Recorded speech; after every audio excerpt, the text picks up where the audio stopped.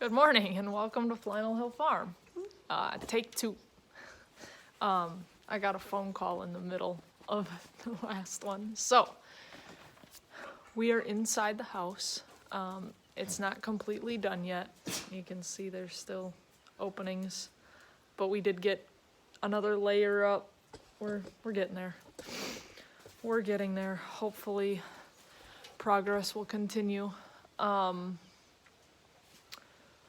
Okay, so I was going to talk to you about what we decided to go with. A lot of people that are subscribed to my channel in the last week or so are from around here, and so you guys are going to think that this is very overbuilt.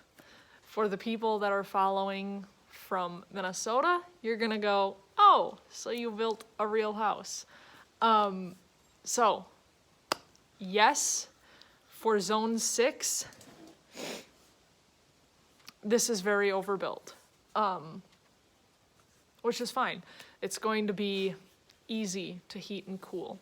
When Big K talks to people about what we're doing and what we need, they give him a look, and I just look at him and go, we're expecting to use 1 log of wood per year to heat the house. So it is what it is. So let's take a look at what we got going on. I'm gonna tell you what I like about things, what I don't like about things, and try to tell you what we've used in the terms of materials.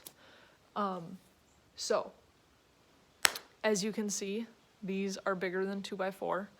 We have done 2x6 exterior walls. That will give us 5.5 inches of insulation, which is more than the 3.5 you would get with a 2x4. So there's that. The interior walls, so the walls that split interior rooms, are still 2x4. So no change there. You can go larger than 2x6. You can go 2x8, 2x10, 2x12. Just realize that when you have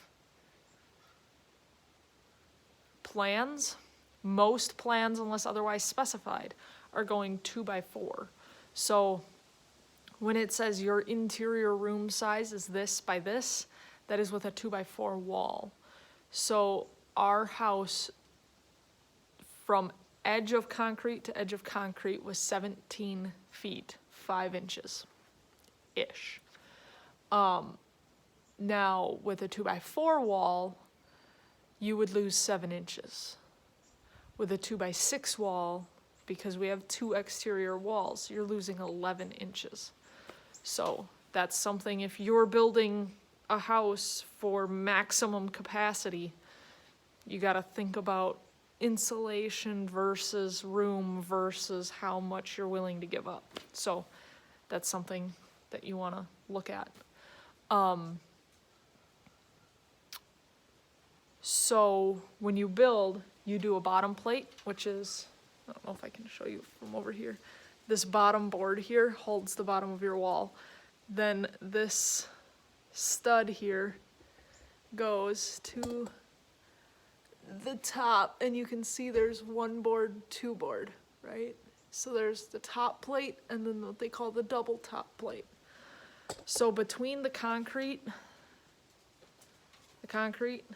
and your bottom plate, you can just put those together if you'd like. We decided to go with what they call Sill, which is this little foamy thing. I don't know if you can tell, there's a ridge in here and it's just a foamy, squishy thing. So we put this on our bottom plate, and then we stood it up so that it squishes between the concrete and the bottom plate, and it works. I've watched bugs try to get under, and they go all the way to the end of the wall, and they just decide that they're done. So this stuff works. It works for air, debris, bugs, mostly bugs, what we're worried about. So nothing can really get between there. And it comes in black, white, pink.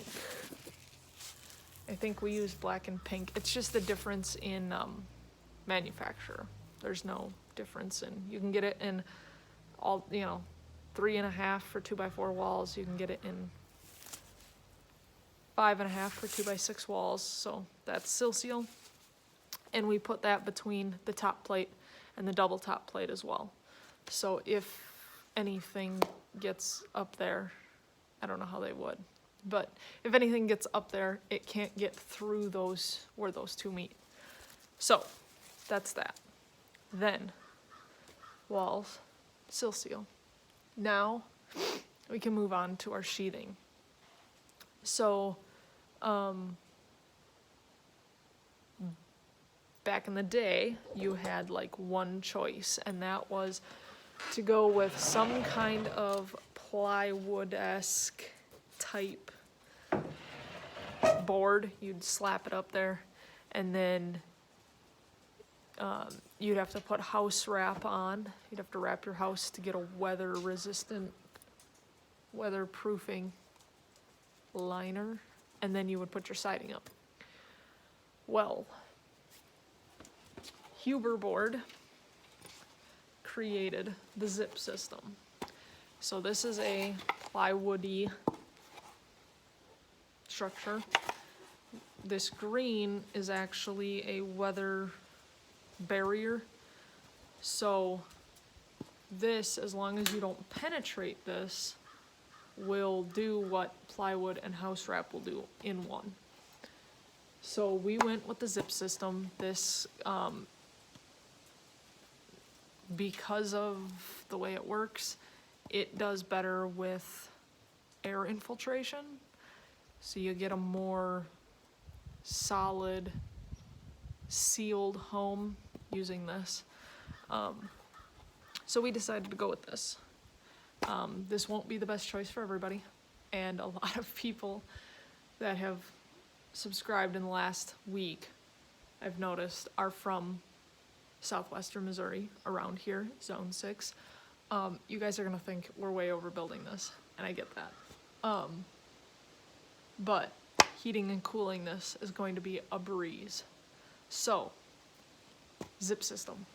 This thing is, I'm hoping that I will tell you in about a year that I absolutely love this and that it works wonderfully and that it was worth it. But right now, this is a pain. Boards, I think, are a little heavier, and they require gap for expansion of the board, but they have this, I don't know if you can see that. Can you see this little knob here on this board? That doesn't count as butting it up, getting it next to it for the expansion. And that little thing causes so many problems, pinched fingers, and this thing is just, I don't know why it's there. If it doesn't help with, because it's not tongue and groove. You either have a flat side or you have that little bubble. So it's not a tongue and groove. It's not your gap. It doesn't qualify as your gap, so you still have to put a gap in it. So why are we working with an uneven board? I don't know. Maybe it's because I'm 5'7" and like 100 pounds, but it just doesn't make sense to me. Hopefully it's all worth it in the end. So to make this whole thing super sealed, super weatherable,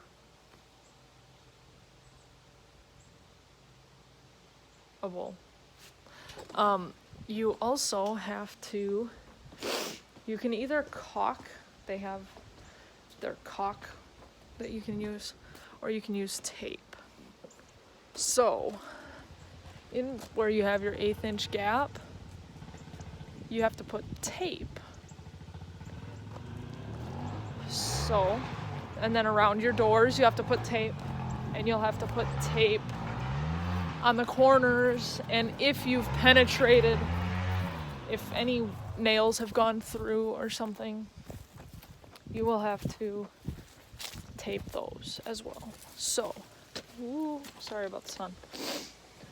I was hoping to not move and then I forgot stuff, so we're having to move. Oops. So we have, pardon the shop mess. Tape. So we have the tape. And this tape, I guess, is super sticky,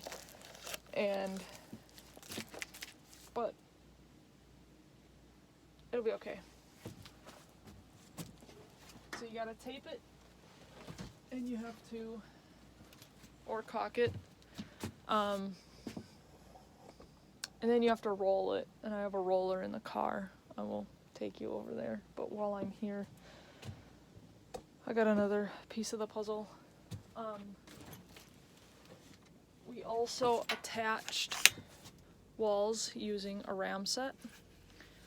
So this thing you push down and you buy the nails, and you buy these little 22 shells that go in here, and you push it down and you pull the trigger and it fires.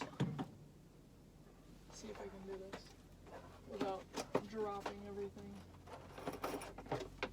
It fires whatever you decide. These are 3 inches with a washer on them, and so it'll fire that down into the concrete to hold your wall up. So that's that. Now after we get the sheathing up, the metal will come. Good morning, YouTube people. Big K says good morning. After we get the sheathing up, then we can put our metal up. And then, before metal, we can put windows and doors in, which we have the doors for the outside, and we have most of the windows. The 3 little windows came in. All we have to do is go pick them up. So that'll be an exciting day when we can finally say that we have them all, and we don't have to wait for manufacturing or shipping or anything. So this is the roller you use, and you roll the tape onto the wall, put pressure down, and it flattens it out, gets air bubbles out, makes sure it seals. So there you have it. That is how we're making this work. So the tractor has started. Big K has made his way out, which means we're gonna try to put some more sheets up.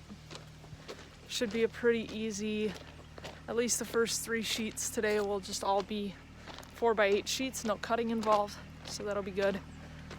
I hope that these videos are helping you find your way in what you want to do, find your passion, find what makes you smile.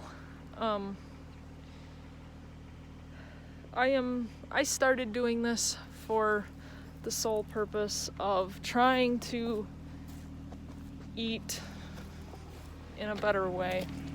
I think a lot of our problems in society fall from what we eat or what we've been fed.